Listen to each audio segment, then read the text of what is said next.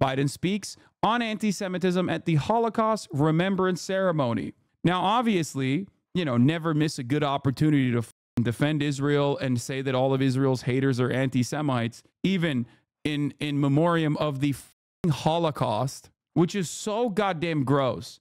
Straight up, I'll say it. It is so unimaginably gross, where the parallels do not benefit Israel in this argument, considering that Israel is infinitely closer to Nazi Germany, both in its nationalistic fervor and its ethnic cleansing campaign, its deliberate ethnic cleansing campaign that it's currently conducting over a population that it has imprisoned in perpetuity. But of course, he's going to turn around and be like, the Holocaust would happen again if Israel didn't do its own version of the Holocaust to the fucking Palestinian population. Not to the same degree as the Holocaust, of course, but maybe one day, who knows? It's wild considering that there are so many Holocaust survivors in the United States of America that have openly put their fucking bodies on the line, both historically been critical of Israel's actions and are still doing that now, by the way. Honoring their legacy is something that Biden could do, but of course he won't do that because he's a rabid Zionist. We give voice to the 6 million Jews who were systematically targeted and murdered by the Nazis and their collaborators during World War II.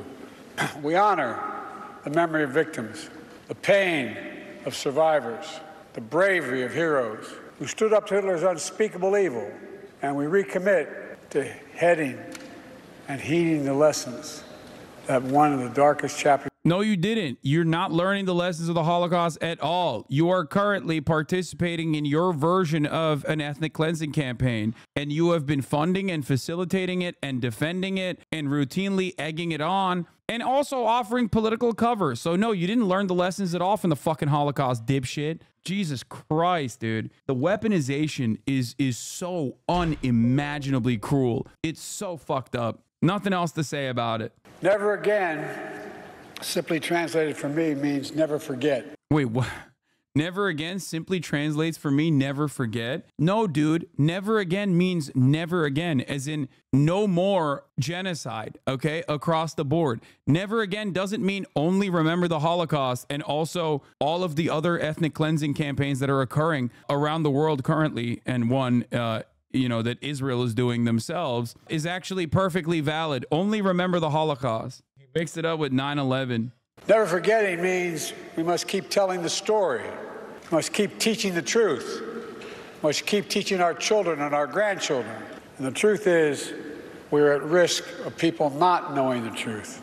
That's why growing up, my dad taught me and my siblings about the horrors of the Shoah at our family dinner table. That's why I visited Yad Vashem with my family as a senator, as vice president, and as president. And that's why I took my grandchildren to Dachau, so they could see and bear witness to the perils of indifference, the complicity of silence in the face of evil that they knew was happening. I have a controversial take on this. I think that saying true things about the Holocaust in an effort to defend Israel now is almost fucking worse than Nazis who deliberately deny it. Because then you are casting doubt on the minds of people who don't know that this shit is in their eyes only used as a weapon. Only used as a weapon to cynically defend Israel's current actions. It is so gross. It is so indefensible. And this is precisely how you create more anti-Semitism. It's so fucked up, dude. This is something I think Brace and Liz were talking about on their TrueAnon episode about the anti-Semitism bill and the IHRA definition, where Liz brought up a really good point, where she said, like, what will happen to an entire generation who now only learn about the Holocaust and see it from the framework of like why Israel has to be doing a genocide right now? What will happen to those people? How will they learn?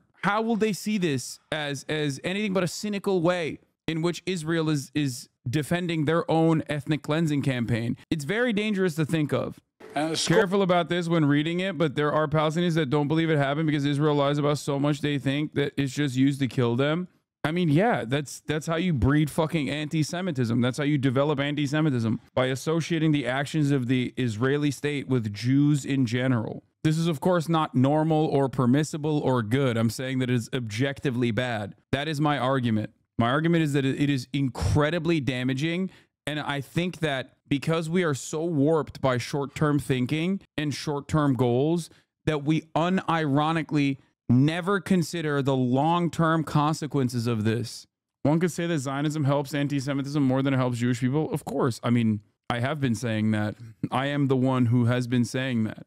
Zionism is inherently anti-Semitic because it fucking singles out Jewish people as monolithic and only allows discourse within the acceptable confines of Israel being a Jewish ethno-state. It literally does not allow any kind of criticism beyond that. If you say Israel cannot be a democracy as it maintains an ethno-state, a Jewish ethno-state, okay, with demographic concerns that must maintain an apartheid regime on occupied territory, all of a sudden, that's completely outside of the boundaries of like permissible discourse, which is immediately declared anti-Semitic. With that understanding, what would you do if you were born Israeli? Brother, it's super simple. We are all obviously genuinely brain broken by the consistent propaganda that we're fed. Americans have white supremacy to contend with. Americans have our own version of the indigenous genocide and chattel slavery and its consistent defense to deal with.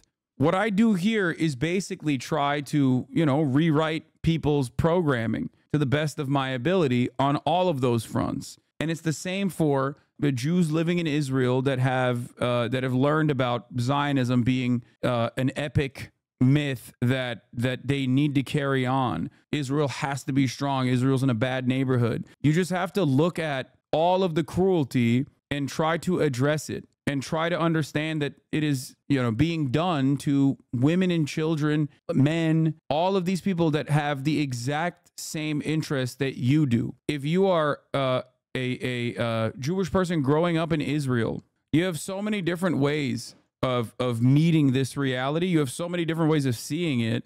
I mean, there's anti-Zionist Jews in here that are in Israel that could probably speak to that a little bit better. I don't know what they're like, what their understanding and how their understanding changed over the course of many years. But ultimately, if you can unlearn transphobia and racism, then yes, Israelis can also unlearn their rabid support for Zionism and the way that they see the Palestinians as like a blight that must be removed, and move away from that and recognize that they are also human beings with dreams, with goals that deserve a life of dignity, that yearn for emancipation, just like we all do. Breaking: Biden admin will use Homeland Security as well as other federal agencies and local agencies in partnerships with schools to fight anti-Semitism, anti-Zionism. That's awesome. That's great, man. Thank you. This definitely, this surely will not have horrifying repercussions.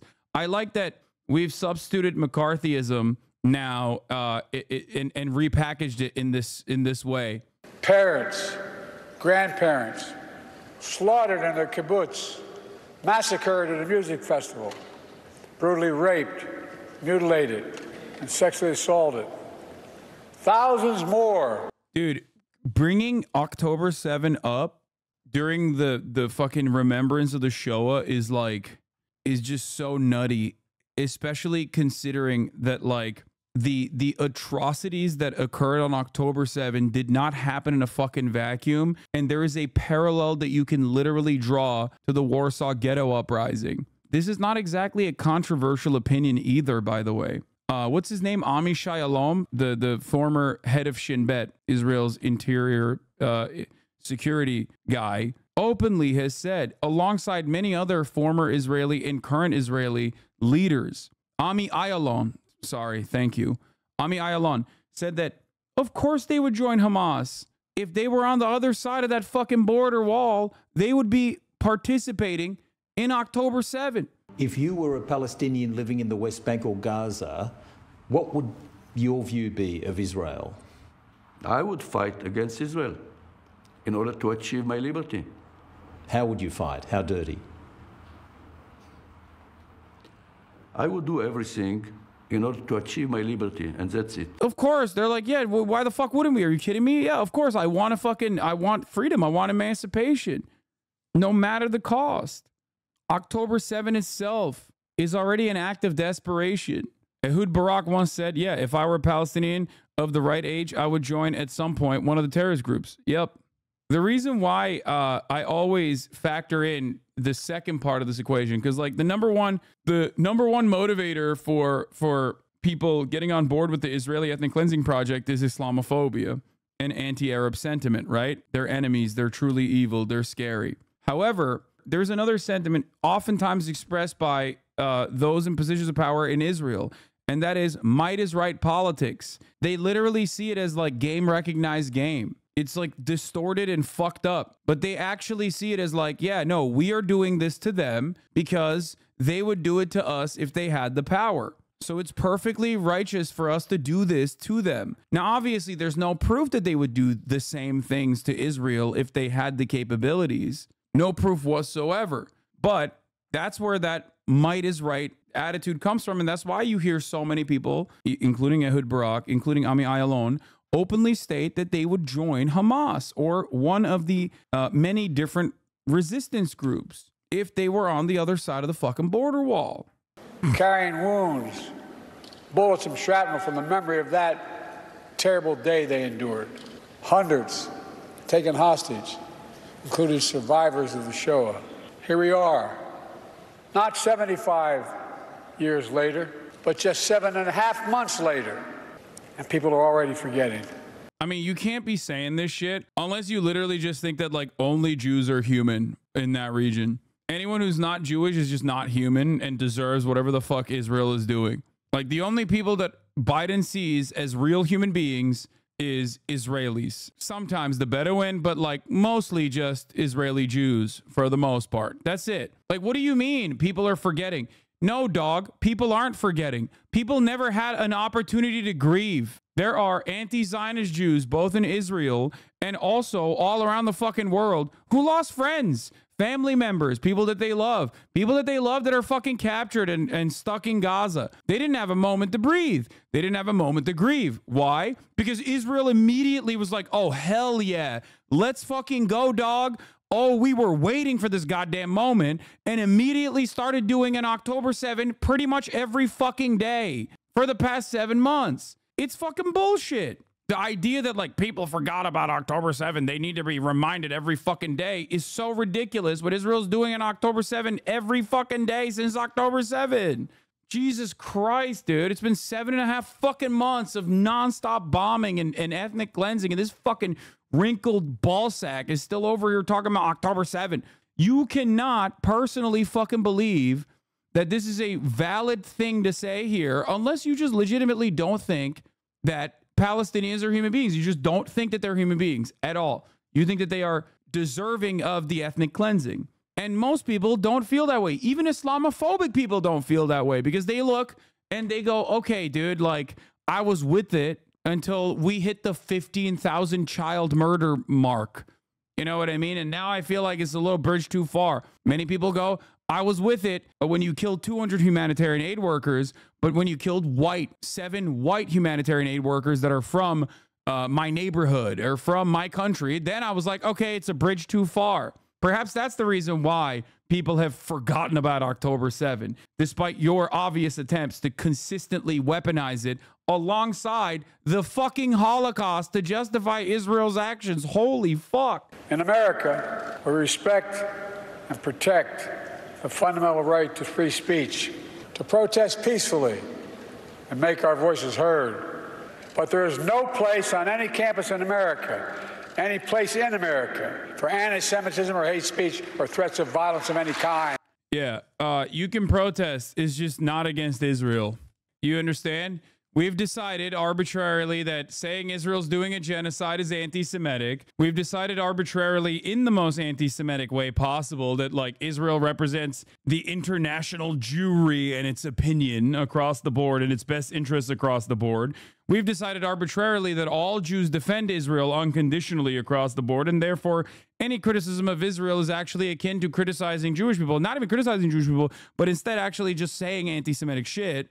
Turning the whole dual loyalty trope on his head, fucking libs, man. It's ironic because he's more fucking loyal to Israel than American Jews are. There's a shit ton of American Jews that are getting arrested by this fucking asshole right now. That's the funniest part. Well, I guess not that funny, but it is hilarious in a very dark way that like he has a higher level of loyalty to Israel than almost every single Jewish person under the age of 35. Okay.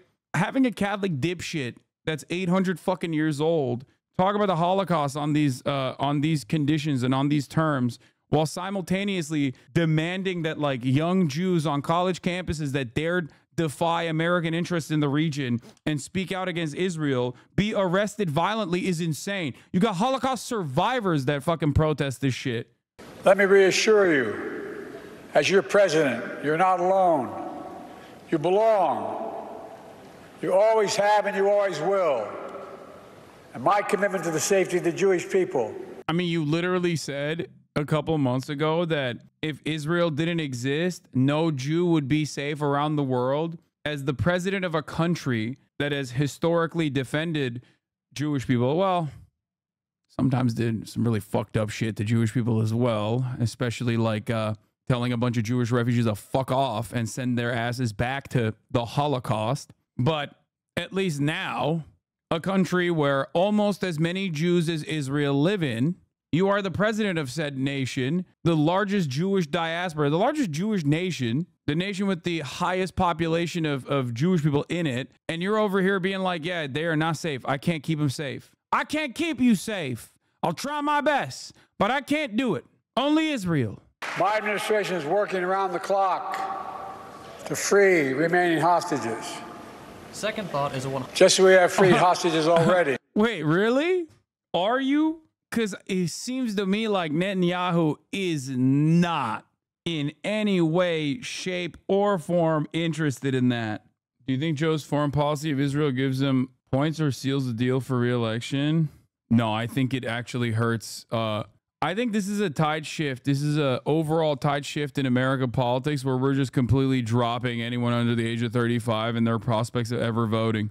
Like, we're just literally saying, yeah, listen, the boomers are still maintaining the majority of wealth in this country. They have the majority of power in this country. So we only care about what they have to say in terms of voting. If you are literally fucking 40 years old, if you're elderly millennial, like maybe we'll give somewhat of a shit about Gen Xers, but if you're a fucking elderly millennial and, you know, below, you're cooked. You might as well eat shit and fucking die. We don't give a shit. We will never do anything that actually is beneficial to you. We do not care about your votes. Eat shit and die. Fucking die. Literally, I don't care. No matter what happens to you, I do not give a fuck. He just cares about the suburbs. The suburbs gave him the victory over Donald Trump last time. And I think it's a severe miscalculation. And I think it spells trouble for the future of this country and the future of politics in this country. And that's where we're at right now. Yeah, it was phenomenal stuff. Biden says Hamas is motivated by ancient desires to eliminate Jews, talks about a ferocious surge of anti-Semitism, links to the college campuses, says Jews are being forced to hide their kippahs and Jewish stars, repeats the mass sexual violence hoax directed by Hamas. Biden claims the protests are anti-Semitic and using hate speech and violence and says property destruction is not peaceful protest, even though fucking property destruction did not actually happen in the hands of the student protesters, but instead of those who came after.